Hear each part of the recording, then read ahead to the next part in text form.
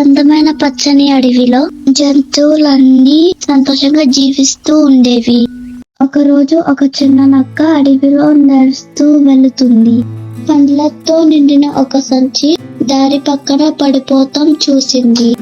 నక్క చాలా సంతోషపడింది. మరి వెంటనే తన మనసులో ఒక ఆలోచన వచ్చింది. ఇది నా సంచి కాదు కదా, యజమాని ఎంత బాధపడుతున్నాడో అని అనుకుంది. కొంచెం సేపు ఆలోచించిన తర్వాత నక్క ఒక మంచి నిర్ణయం తీసుకుంది. ఇది తప్పకుండా అతనికి తిరిగి ఇవ్వాలి అని అనుకుని ఆ సంచిని పట్టుకుంది.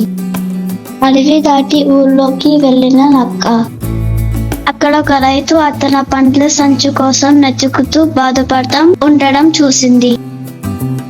నక్క అతని దగ్గరికి వెళ్ళి, ఇది మీ సంచేనా అని అడిగింది. అవును, ఇది నాదే. అప్పుడు సంచిని అతనికి ఇచ్చింది. రైతు చాలా ఆనందపడ్డాడు. నువ్వు చాలా మంచి పని చేశావు నక్క, ధన్యవాదాలు అని చెప్పాడు. అతను కొన్ని పండ్లు నక్కకి బహుమతిగా ఇచ్చాడు. నక్క చాలా సంతోషంగా ఇంటికి తిరిగి వెళ్ళింది.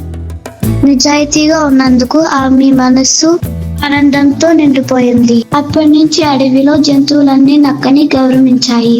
ఎందుకంటే ఆమె నిజాయితీతో మంచి పని చేసింది కాబట్టి. నిజాయితీకి ఎప్పుడు మంచి ఫలితం ఉంటుంది.